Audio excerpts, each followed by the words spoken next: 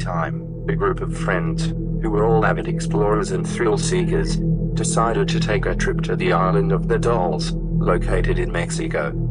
They had heard of the island's eerie reputation and were curious to see it for themselves. As they arrived on the island, they were met with a disturbing sight. The island was covered in hundreds of dolls, hanging from the trees, their lifeless eyes seeming to follow the friends wherever they went.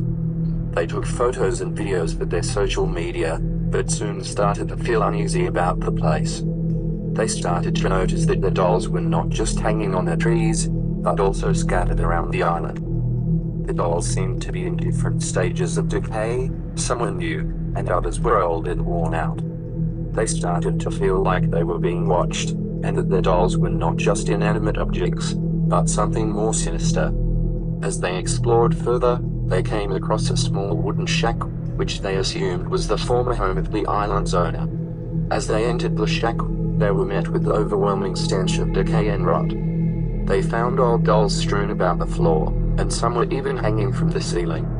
One of the friends, who had studied anthropology, explained that the dolls on the island were not just toys, but objects of worship used in the traditional Mexican religion of Santo Muerte, or Saint Death. She explained that the dolls on the island were believed to be possessed by the spirits of the dead, and that the island's previous owner had dedicated his life to maintaining the dolls as a form of tribute. The friends were horrified by what they had heard and began to feel that they had made a grave mistake by coming to the island.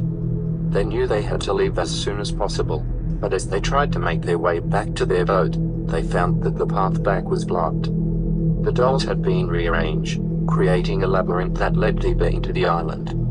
As they tried to find their way back, the dolls began to move, their limbs twitching as if controlled by an unseen force. The friends started to run, but the dolls seemed to be everywhere, surrounding them, their glassy eyes staring straight at them. They heard whispers and screams coming from all around them, and soon found themselves trapped in a nightmare. They managed to make it back to the boat, but they were forever haunted by the memory of the island of the dolls and the terrifying things they had witnessed there.